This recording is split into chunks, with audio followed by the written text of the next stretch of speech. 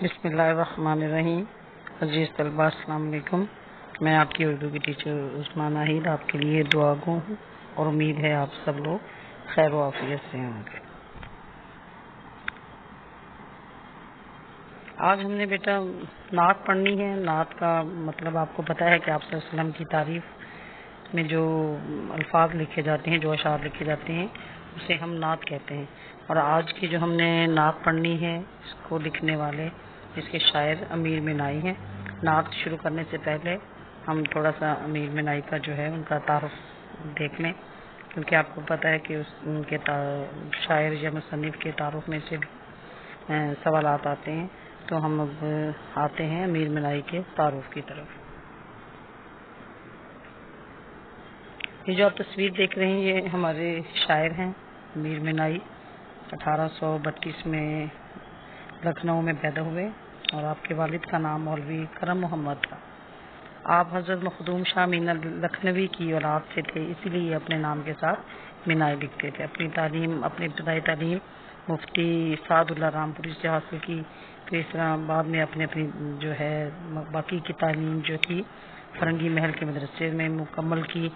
اس کے بعد شاعری کا جب آپ کو شوق ہوا تو آپ نے شاعری میں منشی مظفر علی اسیر، ان کا تخلص تھا، اس سے شاعری میں اصلاح کی۔ کم عمری میں شاعری میں بڑا انہوں نے اعلیٰ مقام حاصل کر لیا۔ امیر منائی کا شمار اپنے عہد کے قادر الکلام، یعنی کہ اپنے کلام پہ پورا عبور قدرت رکھنے والوں میں ہوتے ہیں۔ انہوں نے تمام اصناف میں شاعری کی، یعنی انہوں نے غزل بھی لکھی، نعت بھی لکھی، اور آپ کی شاعری جو تھی وہ خوبیوں اور رعنائیوں کا مجموعہ تھی۔ ان کی نعتوں میں اورد کے مقابلے میں آمد کا جو ہے رنگ غالب ہے۔ انہوں نے محاورات اور صنائع کو بڑی عمدگی سے جو ہے وہ اس میں ان کا رنگ نظر آتا ہے۔ ان کی تصانیف میں 2 عشقیہ دیوان بھی ہیں، امراۃ الغیب اور صنم خانہ عشق، اور ایک نعتیہ دیوان ہے محمد خاتم النبیین صلی اللہ علیہ وسلم۔ انہوں نے شاعروں کا ایک تذکرہ بھی لکھا ہے، اس کتاب کا نام انتخاب یادگار ہے۔ ان کا جو بہترین کام ہے وہ امیر اللغات ہے، لغت بھی انہوں نے لکھی ہے، اور یہ ان کا ایک اہم علمی کارنامہ سمجھا جاتا ہے۔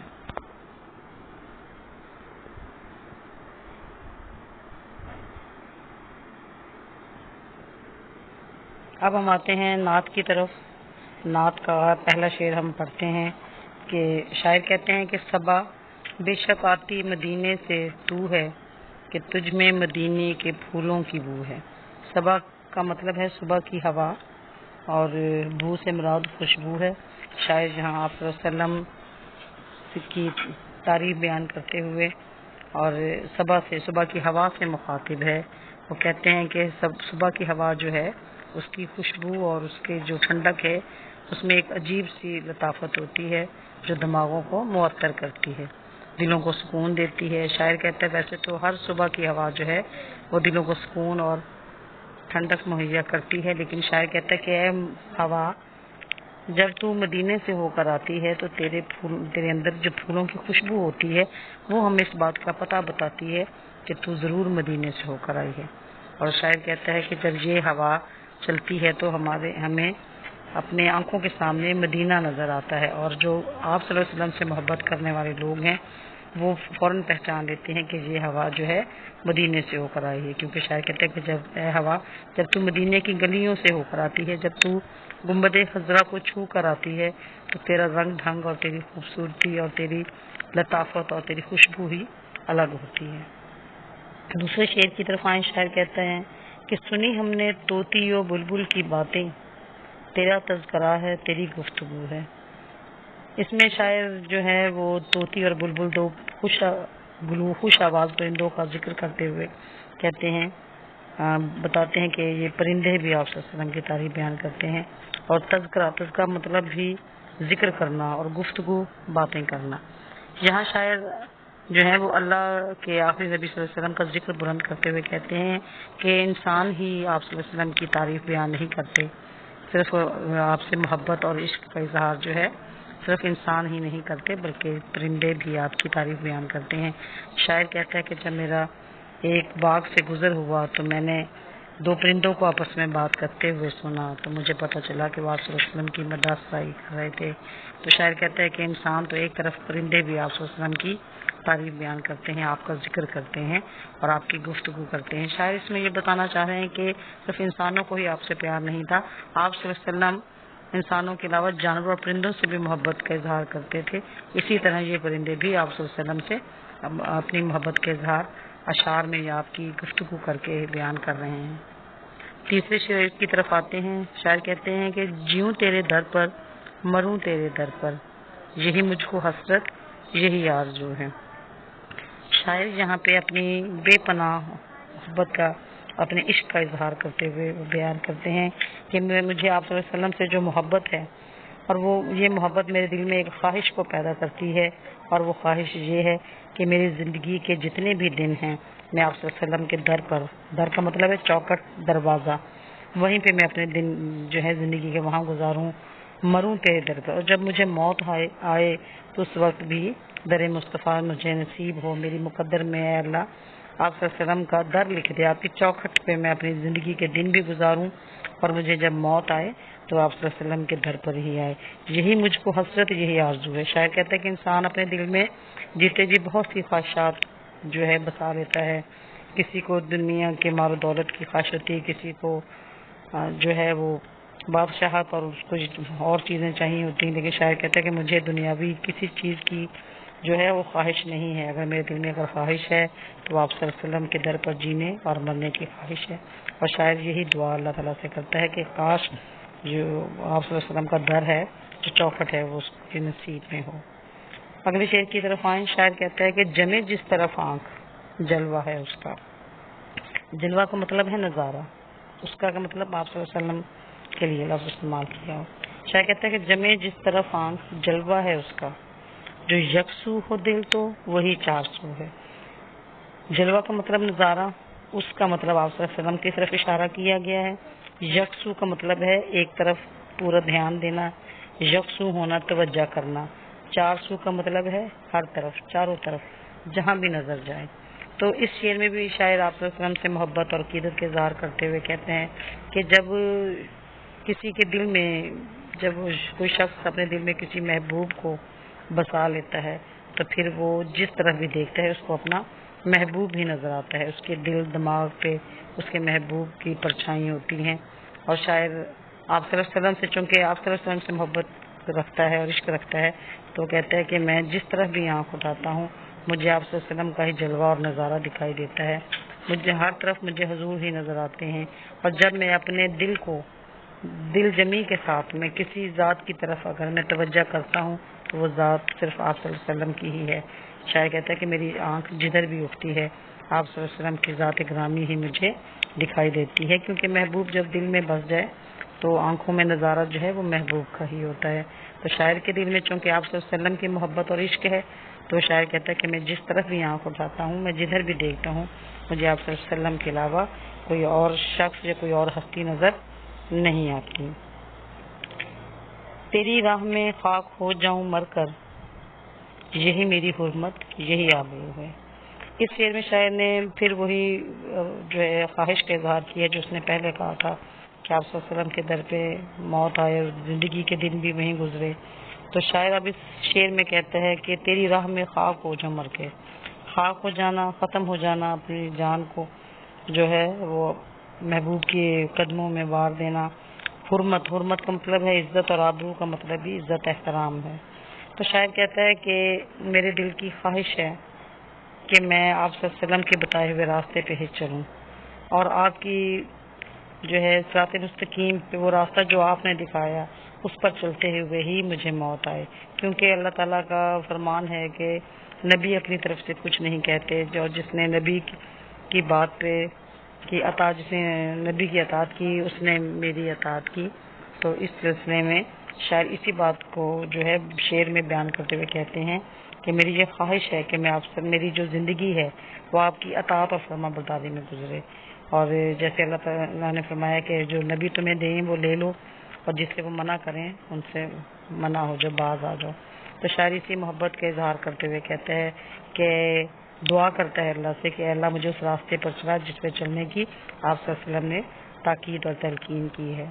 شاعر کو حضور سے بہت محبت ہے، اور وہ آپ کی عزت اور اور آپ کے بتائے ہوئے راستے پر چلنا چاہتا ہے اور چاہتا ہے کہ ساری زندگی جو ہے وہ اسی صراط مستقیم پر چلے، اور جب اس کو موت آئے تو ہدایت کی موت ہو، ہدایت کے راستے پہ چلتے ہوئے اس کو موت آئے۔ اور شاعر کہتا ہے کہ اگر میں آپ صلی اللہ علیہ وسلم کی تعلیمات کی پیروی کرتے ہوئے دنیا سے چلا جاؤں تو اس سے زیادہ میرے لیے عزت، حرمت، احترام اور وقار کی کوئی بات ہو ہی نہیں سکتی۔ اگلے شعر کی طرف چلتے ہیں، جہاں شاعر کہتا ہے کہ یہاں ہے ظہور اور وہاں نور تیرا، مقام میں بھی تو لا مقام میں بھی تو۔ آپ اس شعر پر ذرا غور کیجئے گا، اس میں تھوڑا سا شاعر نے جو ہے وہ دو الفاظ ایسے استعمال کیے جس سے وہ اس دنیا اور اگلی دنیا کا اظہار کر رہا ہے۔ ظہور کا مطلب ہے ظاہر ہونا، نور روشنی۔ یہاں ہے ظہور، شاعر کہتے ہیں کہ اس دنیا میں بھی آپ ہی جلوہ گر ہے، ہمیں آپ کا ہی جلوہ نظر آتا ہے، آپ ہی دکھائی دیتے ہیں۔ اور وہاں نور تیرا، وہاں سے مراد مرنے کے بعد جو جی اٹھنے کی بعد جو زندگی ہوگی تو وہاں پہ بھی ہمیں آپ کی ہی شفاعت نصیب ہوگی۔ نور کا مطلب آپ صلی اللہ علیہ وسلم کی ذات گرامی کو ہی لوگ ڈھونڈیں گے۔ یہ وہ دن ہوگا جس دن ماں بھی اپنے بچے کو نہیں پہچانے گی، تو سب لوگ جو ہیں پھر وہ آپ صلی اللہ علیہ وسلم کی ہی تلاش کریں گے، آپ کی طرف ہی بڑھیں گے اور آپ سے ہی اللہ تعالیٰ سے شفاعت کے لیے کہیں گے کہ آپ اللہ تعالیٰ سے ہماری سفارش کریں اور معافی کے طلبگار ہوں گے۔ تو شاعر کہتے ہیں یہاں ہے ظہور اور وہاں نور تیرا، یہاں بھی آپ صلی اللہ علیہ وسلم کی ہی تعلیمات اجاگر ہیں، ہر طرف نظر آتی ہیں، اور وہاں بھی آپ صلی اللہ علیہ وسلم کے ہی نور پھیلا ہوگا اور آپ کی ہی ہمیں ضرورت ہوگی۔ اور اگلے مصرعے کی طرف دیکھیے ذرا، مقام میں بھی تو لا مقام میں بھی تو ہے۔ یہاں پہ شاعر نے دو الفاظ استعمال کیے ہیں، مکان اور لا مکان۔ مکان سے مراد وہ جگہ جو نظر آتی ہو، جیسے گھر ہو سکتا ہے، اسکول ہو سکتا ہے، باغ ہو سکتا ہے، یہ مکان ہے۔ اور لا مکان ایسی جگہ جس کی کوئی حد نہ ہو۔ مکان کا مطلب محدود جگہ جو نظر آتی ہو، جس کی حد مقرر، لا مکان جس کی کوئی حد نہ ہو۔ اس شعر میں شاعر جو ہے وہ ایک آپ صلی اللہ علیہ وسلم کے ایک ایسے واقعے کی طرف بیان کرتے ہیں جس سے ہم اشارہ کرتے ہیں، جس کو ہم معراج کہتے ہیں۔ شاعر کہتے ہیں کہ اس دنیا کی تو ایک حد ہے، اور یہاں بھی آپ جسمانی طور پہ ہمیں نظر آئے، آپ کی تعلیمات ہمیں نظر آئیں اور آپ نے ہمیں اچھے اور برے کی پہچان دی، آپ نے غریبوں، یتیموں اور کمزوروں کا ساتھ دیا، اس دنیا میں زندگی گزارنے کا ایک طریقہ اور طریقہ بتایا۔ اور شاعر کہتے ہیں یہاں تو آپ کا ظہور ہے ہی، یہاں تو آپ ہمیں نظر آتے ہی ہیں، لیکن آپ کا تو مقام جو ہے، آپ کی پہنچ تو اس وہاں تک ہے جہاں پر فرشتوں نے جانے سے انکار کر دیا تھا۔ اس شعر میں شاعر جو ہے واقع معراج کی طرف اشارہ کرتے ہوئے کہتے ہیں کہ آپ اس دنیا میں تو آپ کی حکومت تھی ہی، بادشاہت تھی، آپ لوگوں کے دلوں میں بستے تھے، یہاں پہ راہ ہدایت لوگوں کو دکھائی، اور آپ کا ظہور جو ہے، آپ کی پہنچ تو وہاں تک ہے جہاں تک فرشتوں نے بھی انکار کر دیا تھا۔ حضرت جبرائیل علیہ السلام نے آپ سے فرمایا تھا کہ اب میں آگے نہیں جا سکتا، مجھے اجازت نہیں ہے، اور آپ آگے جا سکتے ہیں اور اللہ کا دیدار کریں، آپ کو اللہ تعالیٰ نے آگے تک بلایا ہے۔ اور وہ جو جگہ تھی وہ اس واقعے کو واقعہ معراج کہتے ہیں۔ اور اسی واقعے کی طرف اشارہ کرتے ہوئے شاعر کہتے ہیں کہ مقام میں بھی تو لا مقام میں بھی تو ہے، اس دنیا میں بھی آپ کا ظہور ہے، اور آپ کا ظہور اور جو ہے آپ کا وجود تو وہاں تک گیا جہاں تک جس کی کوئی حد ہی نہیں تھی، جس کو ہم لفظوں میں بیان ہی نہیں کر سکتے، جہاں فرشتوں کو جانے کی اجازت نہیں تھی، آپ وہاں تک گئے۔ اب ہم آتے ہیں آخری شعر کی طرف۔ شاعر نے اس آخری شعر میں آپ صلی اللہ علیہ وسلم کی تعریف اس الفاظ میں کی ہے کہ جو بے داغ لالا، جو بے خار گل ہے، وہ تو ہے، وہ تو ہے، وہ تو ہے، وہ تو ہے۔ بے داغ لالا کا مطلب لالا جو ہے وہ ایک سرخ رنگ کا پھول ہے جس میں ایک کالے رنگ کا اس میں داغ ہوتا ہے، اور گل جو ہے پھول کو کہتے ہیں بے خار، خار کہتے ہیں کانٹوں کو، بے خار جس میں کانٹے نہ ہوں۔ تو شاید یہاں پہ آپ صلی اللہ علیہ وسلم کو جو آپ کی تشبیہ جو ہے وہ ایک ایسے پھول سے دے رہی ہیں جس میں نہ کوئی داغ ہے، نہ کوئی جو ہے اس میں کانٹے ہیں۔ شاعر کا کہنے کا مطلب ہے کہ جو پھول جتنا بھی خوبصورت ہو اس میں داغ بھی ہوتا ہے اور اس میں کانٹے بھی ہوتے ہیں، لیکن آپ صلی اللہ علیہ وسلم کی ذات وہ ذات گرامی ہے جس میں نہ کوئی عیب ہے، نہ کوئی اس میں نقص نکال سکتا ہے، حتیٰ کہ آپ کے مخالفین اور مشرکین جو آپ کی تعلیمات پر ایمان نہیں لاتے تھے وہ بھی آپ کو صادق اور امین کہتے تھے۔ آپ کی ذات جو ہے بے مثل و بے نظیر ہے۔ آپ اس پھول کی مانند ہیں جس میں کوئی داغ نہیں، اور آپ اس خوبصورت پھول کی طرح ہیں جس میں کوئی کانٹا نہیں۔ کہنے کا مقصد یہ ہے کہ شاعر یہ بتانا چاہتا ہے کہ آپ صلی اللہ علیہ وسلم کی ذات بے عیب ہے، اور آپ کی ذات وہ ہے جس سے مسلمانوں کو تو کیا مشرکین بھی آپ کی ذات میں کوئی نقص نہ نکال سکے، آپ کے بارے میں کوئی ایسی بات نہیں کہہ سکتے۔ آپ کی تعلیمات پر تو وہ یقین نہیں رکھتے تھے، ایمان نہیں لاتے تھے، لیکن آپ کی ذات گرامی پر ان کو پورا بھروسہ تھا کہ آپ ایک کامل اور مکمل انسان۔ یہ تو ہو گئی بیٹا آج ہماری نعت، اس کی جو ہے تشریح مکمل ہوئی۔ آپ کو جہاں سمجھ نہ آئے آپ مجھے دوبارہ میرے نمبر پہ مجھ سے پوچھ سکتے ہیں۔ یہ میرا نعت کی تشریح کا مقصد یہ ہے کہ آپ کو مفہوم واضح کر دی جائے۔ مفہوم کا مطلب ہے اس کے معنی۔ جب آپ کو اس کے معنی آ جائیں گے، شعر کا مطلب سمجھ آ جائے گا، تو پھر آپ کو اس کی آگے تشریح کرنے میں کوئی مشکل نہیں ہوگی۔ حوالے کے اشعار ہوتے ہیں، نعت جو ہے وہ آپ صلی اللہ علیہ وسلم کی تعریف ہے، تو آپ کوئی سے بھی 2 نعت کے اشعار یاد کر کے وہ کسی بھی شعر کے ساتھ لگا دیں گے تو وہ آپ کے حوالے کے اشعار جو ہے وہ آپ کی تشریح مکمل ہو جائے گی۔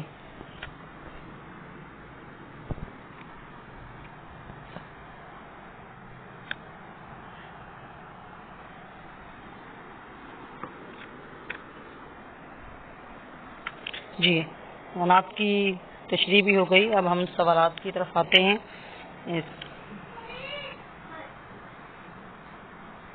اس کا پہلا سوال ہے کہ صبا کہاں سے آتی ہے؟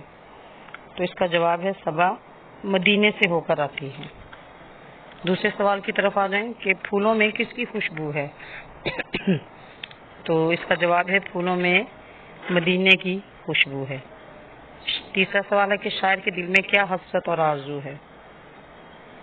شاعر کے دل میں، اس کا جواب ہے شاعر کے دل میں آپ صلی اللہ علیہ وسلم کے در پر جینے اور مرنے کی حسرت اور آرزو ہے۔ اگلے سوال کی طرف آئیں، شاعر اپنی حرمت اور آبرو کس بات میں خیال کرتا ہے؟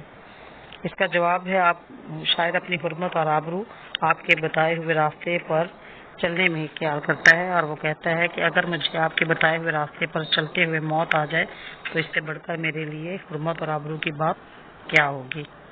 اگلا سوال ہے کہ طوطی و بلبل کس کا ذکر کرتے ہیں؟ طوطی و بلبل حضور صلی اللہ علیہ وسلم کا ذکر کرتے ہیں، آپ صلی اللہ علیہ وسلم کی ہی گفتگو کرتے ہیں۔ آگے اس کے کالم دیا ہوا ہے بیٹا، وہ کوئی مشکل نہیں ہے، صبا ہے اس کو آپ ملا لیں۔ صبا جو ہے